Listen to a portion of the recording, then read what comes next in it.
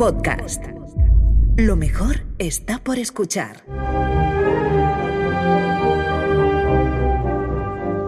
En el año 2000, España estaba mejor que nunca. Bueno, al menos eso era lo que nos decían. España va bien.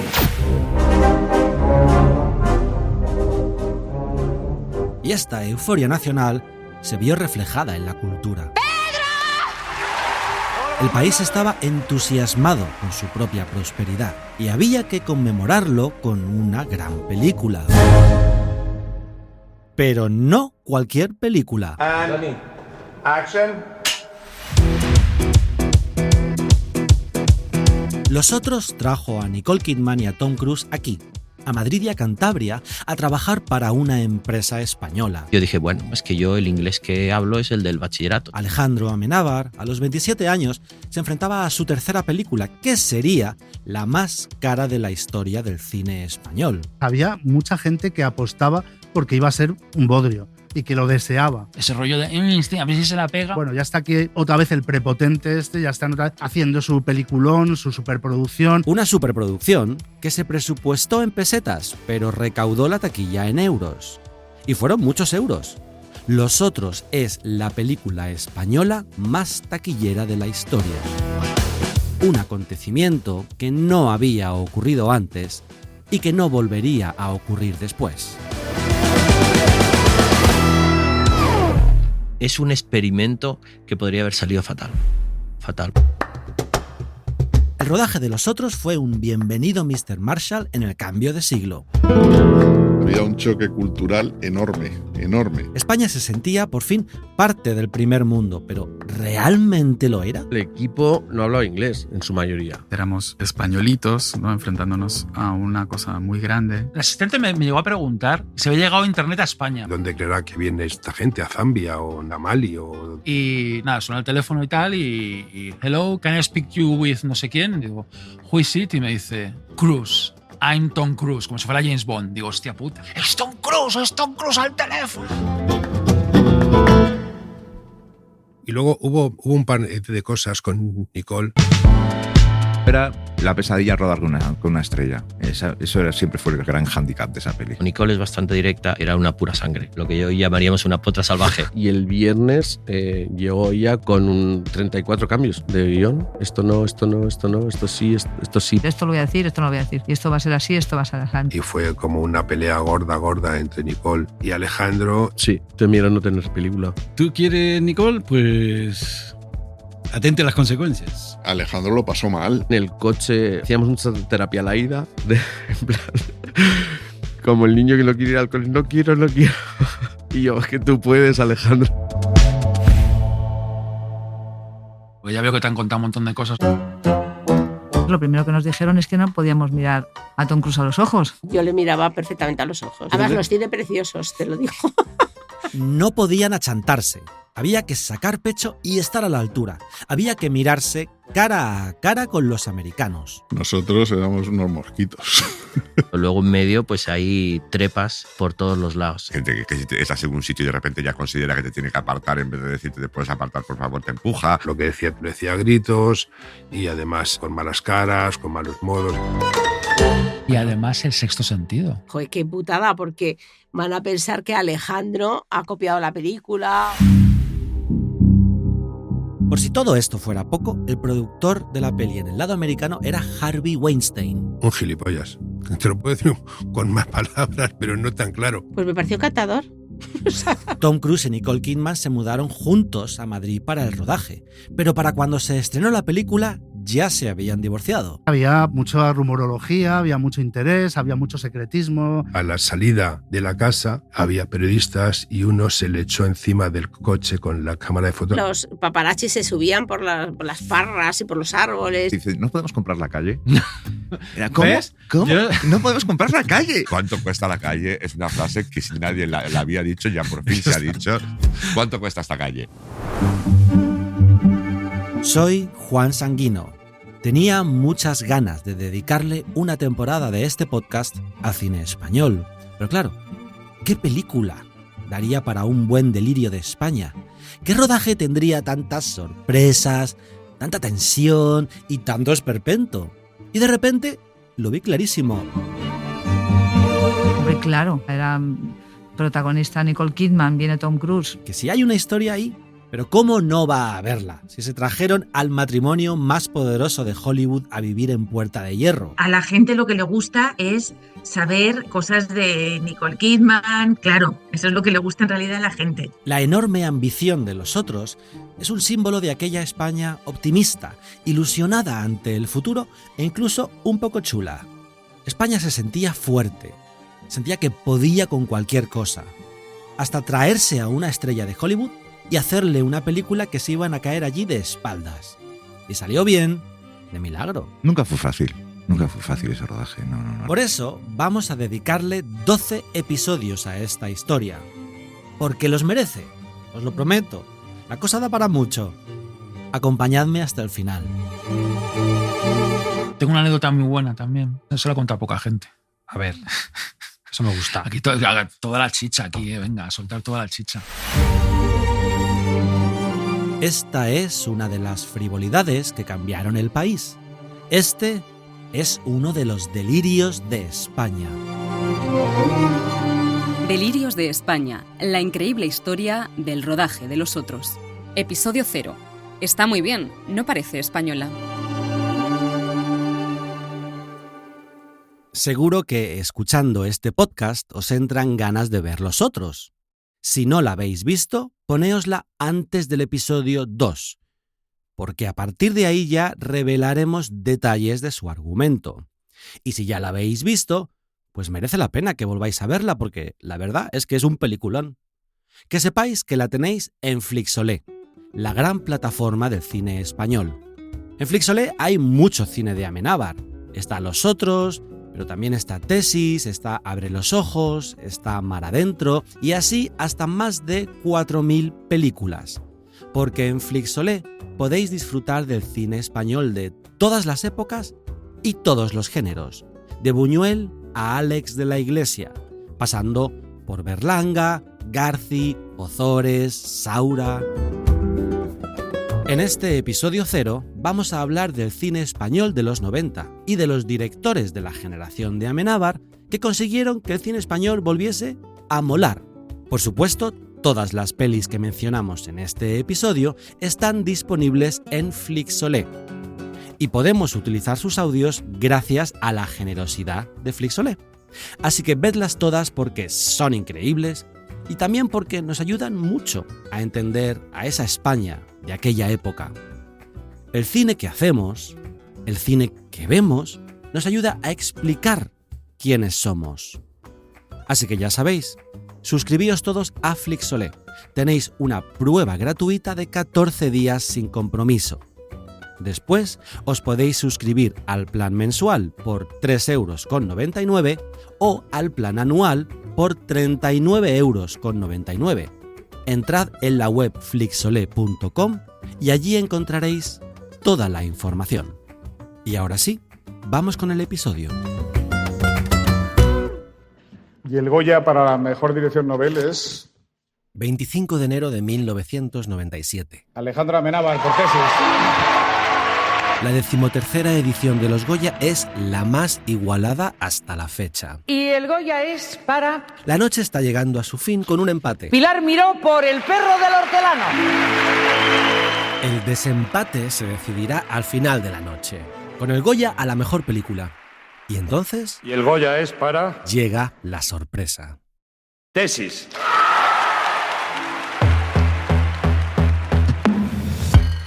Aquella noche marcó un antes y un después en el cine español. Una de esas metáforas perfectas que tanto nos gustan en Delirios de España. Porque vamos a ver, ¿cuántas veces hemos visto en unos premios, ya sean los Goya, los Oscar, los Grammy, los que sean, cuántas veces se han enfrentado de manera tan explícita el pasado y el futuro? El perro del hortelano era una comedia en verso. Tesis, un thriller de terror. El perro del hortelano adaptaba la obra de Lope de Vega. Tesis la habían escrito dos universitarios que compartían piso en Malasaña. Pues coma o deje comer, porque yo no me sustento de esperanzas tan cansadas, que si no, desde aquí vuelvo a querer donde me quieren. Eso no, Teodoro. El perro del hortelano era de Pilar Miró, una institución de la cultura española que, por cierto, también era la directora de la Gala de los Goya. Tesis era el debut de Alejandro Amenábar, un chaval de 24 años. Aquella noche se enfrentaron dos maneras distintas de entender el cine.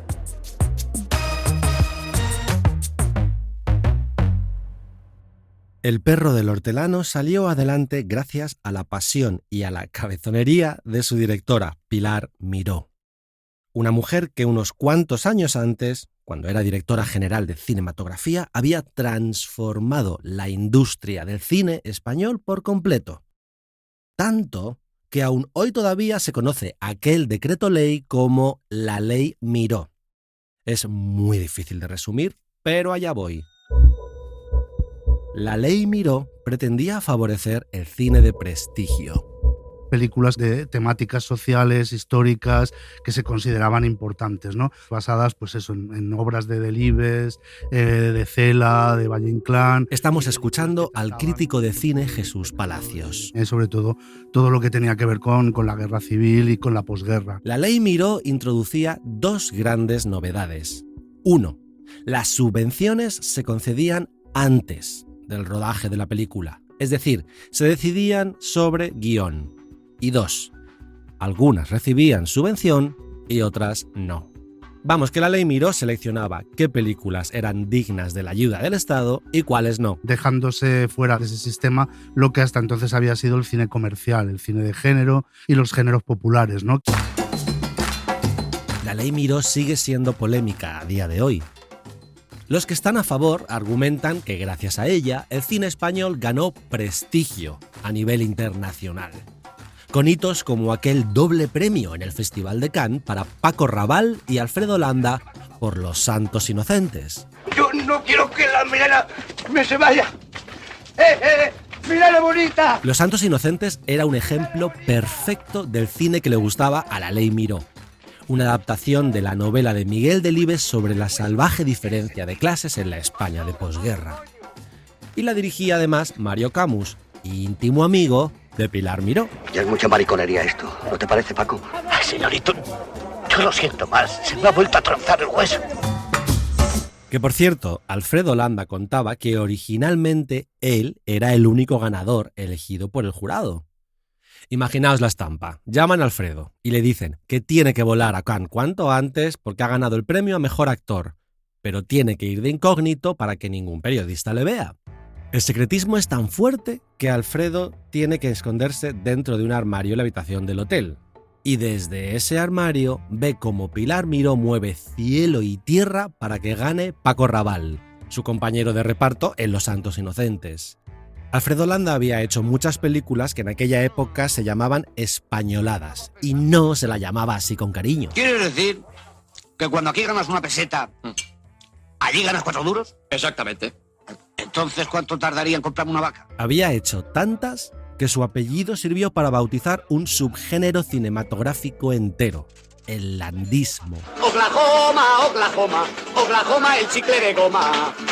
El chicle de goma. Y esa era la España que Pilar Miró quería dejar atrás a toda costa.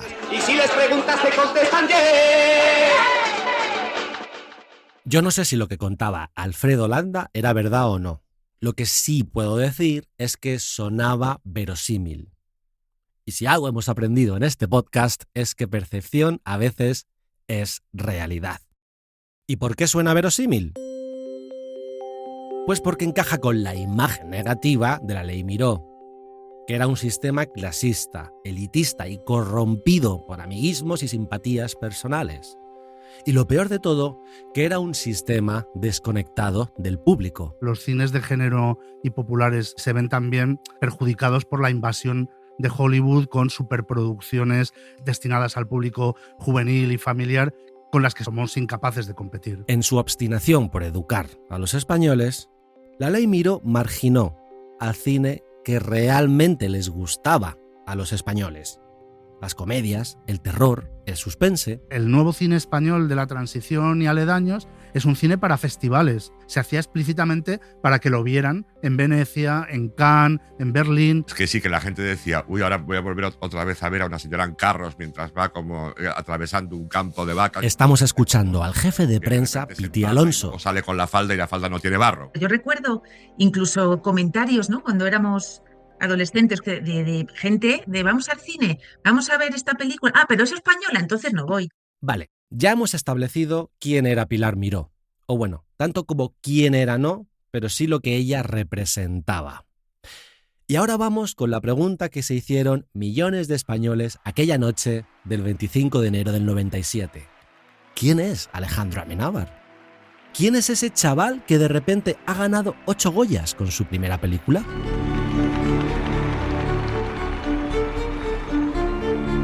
Alejandro Amenábar debutó en el cine con 22 años y enseguida caló una narrativa irresistible para la prensa, la del niño prodigio. El estudiante universitario que había escrito y dirigido él solito una película con ecos de Alfred Hitchcock, de Brian De Palma y de Stanley Kubrick. En realidad había un co-guionista, se llamaba Mateo Gil y era compañero de clase en la universidad. Amenábar pertenecía a la primera generación de españoles que había tenido acceso total a la universidad. Entre el 85 y el 97 se duplicaron las matrículas universitarias en España. Los padres nos insistían mucho, que si íbamos a la universidad seríamos personas de provecho, que había que buscar una carrera con salidas. Hasta los que querían dedicarse al cine tenían por fin su propia carrera: comunicación audiovisual.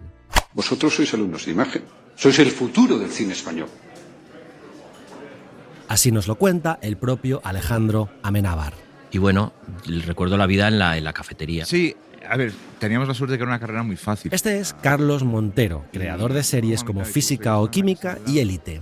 En aquel momento, Carlos compartía piso con Mateo Gil y los tres hicieron pandilla en clase. Había que estudiar poquito, tampoco había que ir mucho a clase, era fácil aprobar. Lo que hacíamos era juntarnos, beber café, fumar, tomar cervezas y faltar mucho a clase. Eso es lo que hice fundamentalmente. Y pues siempre nos estaban desilusionando, desanimando, diciendo que lo teníamos muy difícil, que no íbamos a llegar, que eran muy malos tiempos. En la industria española siempre hubo crisis. Escuchamos al sonidista Ricardo Steinberg. O sea, siempre se hablaba de que había crisis. No, la crisis, ahora siempre hubo crisis. O sea, siempre estábamos en crisis. Éramos muy obsesivos con la idea de hacer cine. O sea, dedicamos muchas horas solo a hablar de cine. Yo, por ejemplo, recuerdo que yo era más cine mainstream y Mateo Gil era más cine de arte y ensayo. Yo era un pedante y manejaba referentes del cine francés, Eric Romer y demás. Y Alejandro, que era un tío listo, manejaba los que había que manejar, que era Spielberg, Kubrick. Eric Romer, que está claramente presente en Élite. Sí, todo el rato.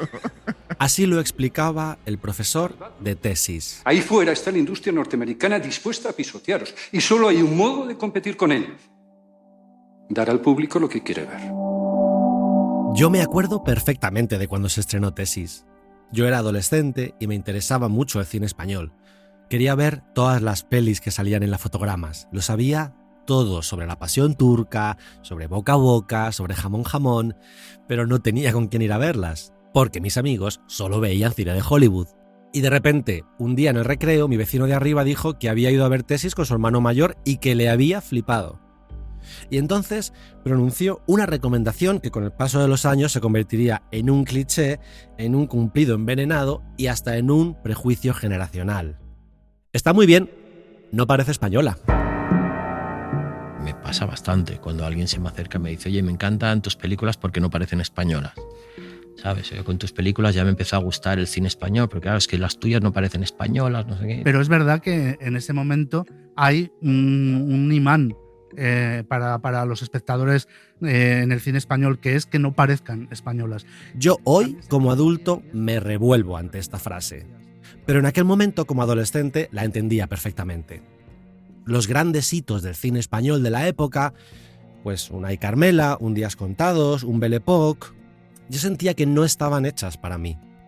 Eran películas que me resultaban ajenas.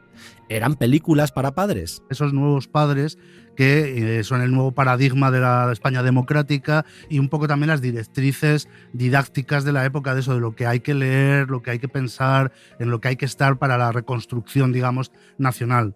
Tesis no era una película para padres. Era una peli protagonizada por estudiantes universitarios. Me acuerdo de que mi hermana estudiaba periodismo en esa facultad y me aseguraba que sí, que efectivamente el edificio era terrorífico. ¿Por qué te interesa la violencia? Pues porque la violencia es algo cotidiano en el cine y la televisión y nos estamos acostumbrando demasiado a ella. Tesis explotaba sin pudor el morbo que nos daba en aquella época la leyenda urbana de las snuff movies. Básicamente, las snuff movies eran asesinatos reales grabados en vídeo que se vendían luego en el mercado negro y por los que muchos hombres poderosos pagaban millones y millones de pesetas. Eligen a una persona cualquiera. La raptan, la torturan, la matan y lo graban con una cámara de vídeo. Yo, como tanta gente, descubrí lo que eran las snuff movies en el programa de Pepe Navarro. Allí especulaban cada noche con la teoría de que las niñas de Alcácer fueron torturadas, violadas y asesinadas solo para eso. Para grabarlo y vender la cinta a empresarios, políticos y hasta algún miembro de la familia. Esto no es algo aislado, es un negocio. Esa gente trafica con cintas. Accidentes, torturas, asesinatos, ahí abajo tienen de todo. Tesis aparece en un momento en el que España está viviendo también la paranoia esta de las snuff movies, está viendo la paranoia del psycho killer, de los asesinos en serie, y de repente empiezan a estar en boca de todos, estar en los telediarios, en el informe semanal, con todo ese amarillismo, con todo ese interés por lo que ahora decimos en anglosajón true crime. El realizador no debe hacer otra cosa que lo que el público le pide. Es el principio básico de cualquier espectáculo.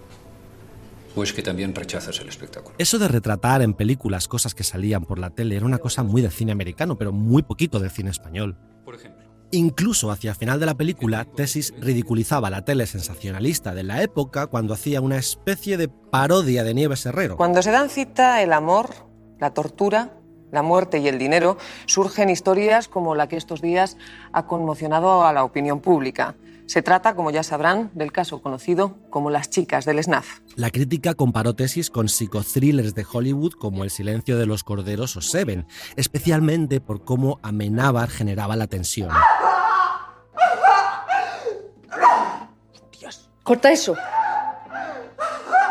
En vez de mostrar violencia explícita, enfocaba la reacción de los personajes, de manera que el espectador se tenía que imaginar la violencia. ¡No! ¡No, por favor! ¡No! ¡No! ¡No! ¡No! Ofrecía las mismas emociones que cualquier película de género de Hollywood, pero con el plus de la proximidad de tu propia cultura y de tu propio país. Lo han encontrado en una de las salas de proyección. Al parecer sufrió un ataque de asma mientras veía una película. Española, seguro. Desde hacía muchísimo tiempo, ninguna o prácticamente ninguna película española había cumplido esas premisas. Y luego estaba el tema del marketing.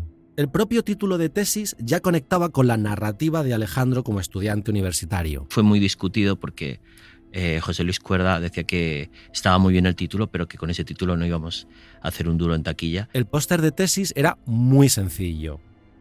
Un fondo negro, una imagen de Ana Torrent mirando al objetivo de una videocámara y una frase. Me llamo Ángela.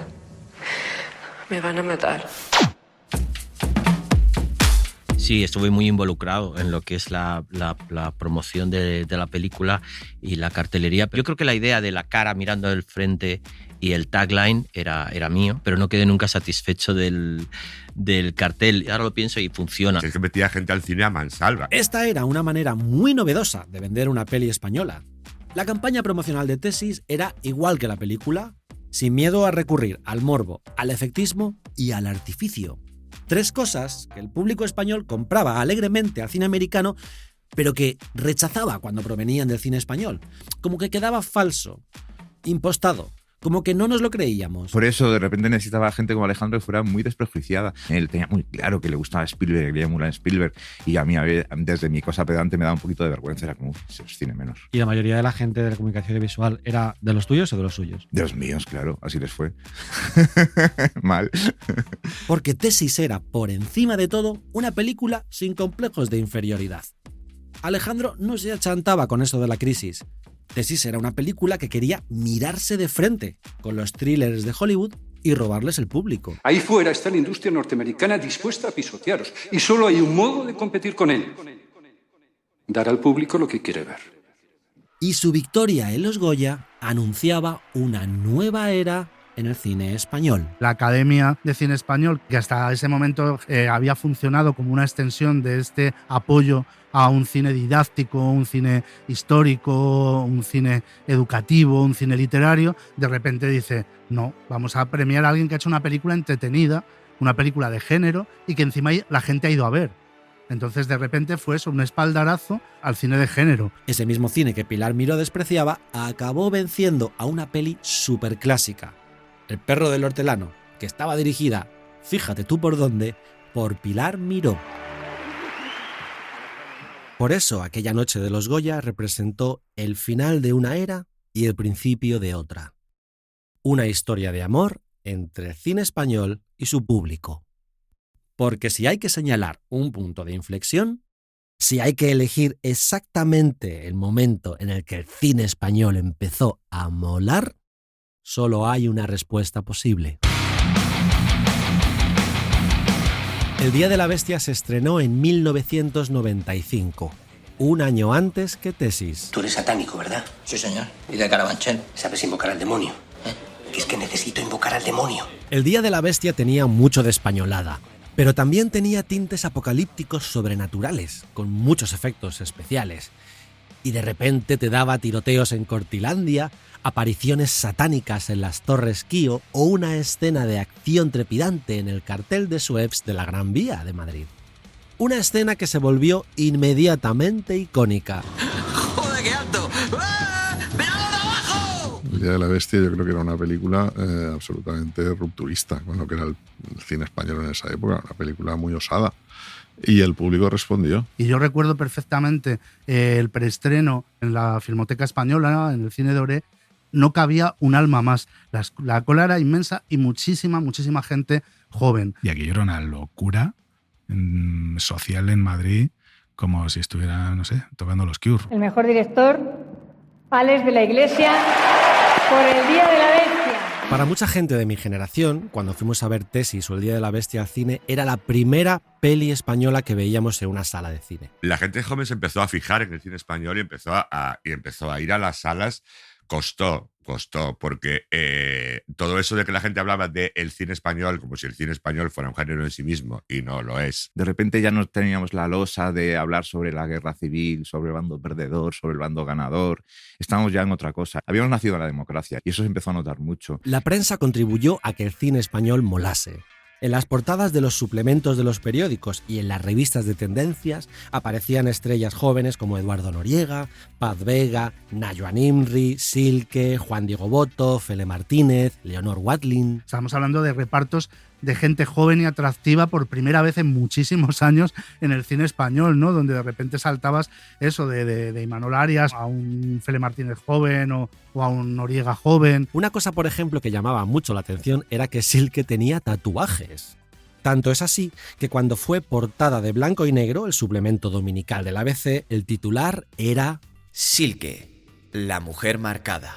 Eran películas que podían tener actores que podías pegar en la carpeta. Tanto Silke como Nayua eran actrices, o como se decía en aquella época, musas, de Julio Medem. Una tarde de domingo descubrí que Otto estaba enamorado de mí. Yo también quiero estar enamorada. Yo recuerdo perfectamente que cuando estaba en la universidad, muchos de mis compañeros tenían en su salón el póster de Los amantes del Círculo Polar con Nayo Nimri y Fele Martínez abrazados. Qué bonito. A tu madre le va a encantar.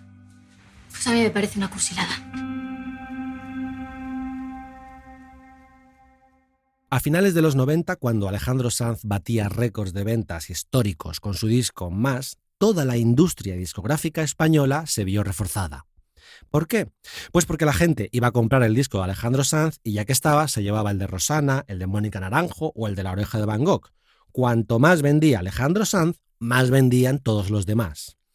Pues algo parecido pasó con el cine. A la gente joven le costó superar su prejuicio contra el cine español, pero una vez lo hizo.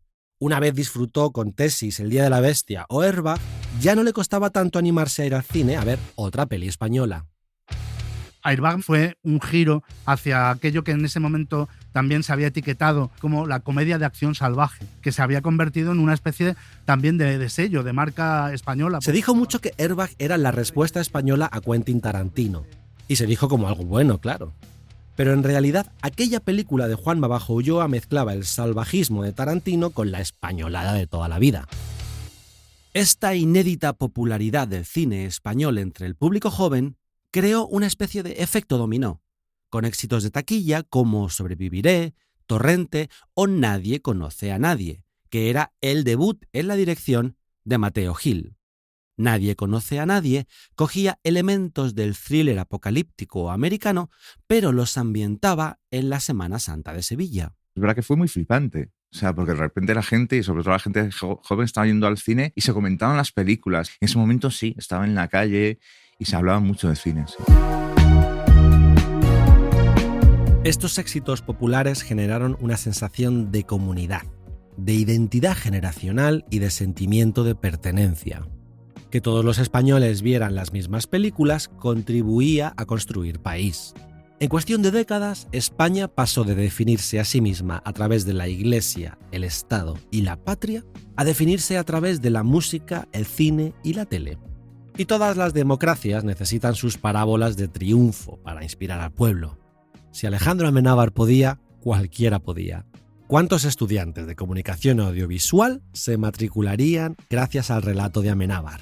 Porque era difícil llegar a ser Almodóvar o Buñuel, pero ser Amenábar parecía accesible. Claro, tú ibas a estudiar y querías ser, pues además Amenábar en esa época acababa de sacar tesis, yo estaba justo estudiando, ¿no? Era un referente. Escuchamos al ayudante de producción Pablo Zorrilla. Era alguien que era un poquito mayor que tú y lo veías cerca, ¿no? El periódico El País publicó un reportaje titulado Pupitres para el cine. Contaba que las matrículas universitarias en comunicación audiovisual llevaban años aumentando exponencialmente.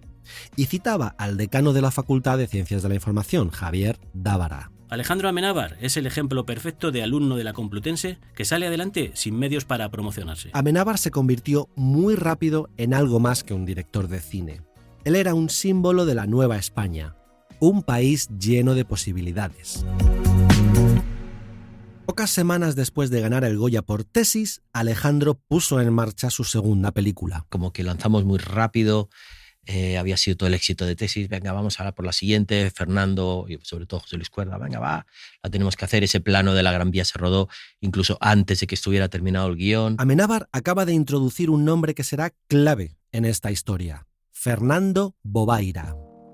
Fernando entró como productor en Abre los ojos porque en la segunda peli de Amenábar también participaría Sogecine. ¿Qué es Sogecine?, os preguntaréis. Mira, yo creo que sería más fácil responder a la pregunta que no es Sogecine. Sogecine fue un antes y un después en el cine español. Por aquel entonces molaba mucho que te llamaran de Sogecine, ¿eh? Era estar como más industrializado. No solamente cambiaron las historias, sino cambiaron las formas de producir. Eva Muslera trabajaba como controller en Sogecine. Me llamaron pues para organizar todo aquello, ¿no? De la forma que debía tener, digamos, como un estudio de cine aquí en España. Pero para remodelar la industria del cine español, primero había que cambiar muchas mentalidades. Aquí todavía en aquel entonces existía el dinero B, la seguridad de los empleados. La gente tiene que estar preparada. Lo que hoy se llaman los riesgos laborales. En cine americano ya estaba, pero aquí no. Faltaba una profesionalidad a nivel sindical, porque los productores no estaban acostumbrados y la gente no tiene por qué estar haciendo horas extras. De Sogecable salieron pelis como Atención, voy a coger aire, Jamón Jamón, Belle Époque, La Madre Muerta, La Pasión Turca, Días Contados, Too Much, El Día de la Bestia, Boca a Boca, Libertarias, La Celestina, Secretos del Corazón. La intención era producir películas siguiendo el modelo americano.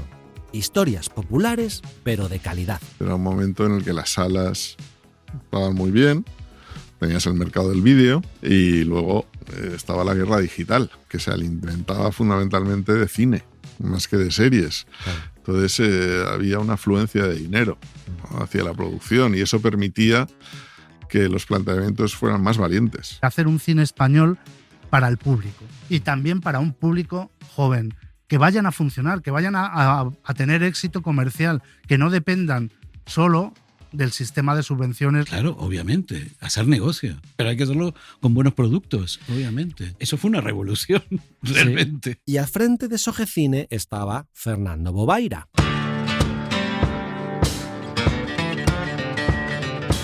Fernando se licenció en Derecho en Valencia y en los años 80 se fue a Estados Unidos a estudiar cine. Volvió a España en el 89. Y empecé a trabajar en lo que era el equipo fundacional de Canal Plus y ahí llevé el cine y me fui como hacia finales del 93. ¿Y a dónde se fue? Pues a Hollywood. Allí Fernando trabajó para la productora Regency como vicepresidente de distribución internacional. Participó en títulos como Somersby, Liberada Willy, Asesinos Natos, Hit o LA Confidential. Estuve allí hasta finales del 96 y luego pasé a dirigir lo que fue Sogetel y luego pasó a ser Sogecine. Su primer proyecto como productor fue Abre los ojos. Abre los ojos. Abre los ojos. Abre los ojos. Si decían que Tesis no parecía española, lo de Abre los ojos ya era otro nivel. Se trataba de un drama de ciencia ficción en la que un chico guapo, con dinero y triunfador vivía una pesadilla paranoica y violenta. Abre los ojos tenía un lenguaje cinematográfico puramente americano. Y si no, escuchad este diálogo. ¡Que alguien me diga la verdad, joder! La verdad puede que no la soportaras. Abre los ojos arrasó en la taquilla de las Navidades del 97.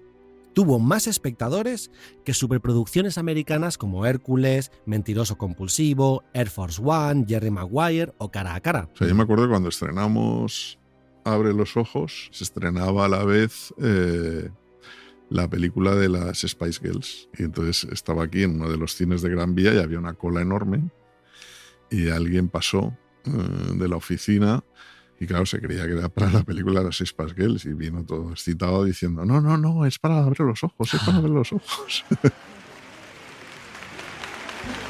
24 de enero de 1999. El Goya a la mejor película es para Alejandro Amenábar le cuesta mantener los ojos abiertos. La niña de tus ojos. 2 años después de dar la sorpresa con Tesis, Alejandro está sentado en el mismo recinto, con el mismo traje y con 2 nominaciones más. Abre los ojos ha conseguido 10. Pero esta no es su noche. A lo largo de las 3 horas de gala, Alejandro tiene que ver cómo su película pierde 10 veces hasta un contador total de 0 Goyas conseguidos. 0. Alejandro no es capaz de disimular su decepción y su cansancio durante estas 10 derrotas. En serio, buscad el vídeo porque el pobre está agotado. Pero igual tiene la cabeza en otro sitio, porque esa noche Alejandro Amenábar tiene un secreto. Un secreto con el que consolarse. Un secreto muy importante, mucho más que los Goya. O por lo menos mucho más rentable. Y desde luego, mucho más clave para este podcast, porque aquí, justo aquí, es donde despega nuestra historia. Open your eyes. Open your eyes. Open your eyes. El secretito es que un par de días antes le han llamado de Hollywood. Quieren hacer un remake de Abre los ojos, que ya de por sí es la primera vez que ocurre algo así en el cine español. Pero es que encima el comprador es Tom Cruise. Pero eso lo contaremos en el próximo episodio. Gracias por escucharnos.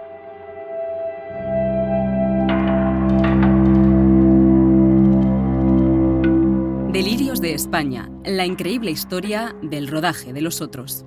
Una serie original de Podium Podcast escrita y presentada por Juan Sanguino. Producción, Javi Caminero y Adrián del Pozo. Diseño sonoro, Elizabeth Búa. Grabaciones, Alejandro Fernández y Óscar Bogdanovich. Edición, Ana Rivera.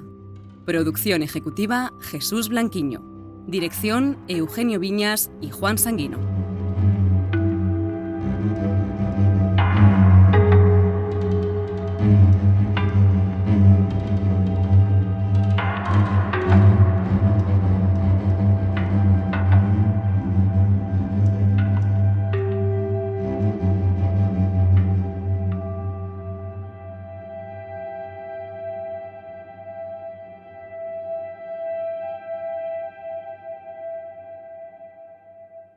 Escucha todos los episodios en Podium Podcast y todas las plataformas de audio.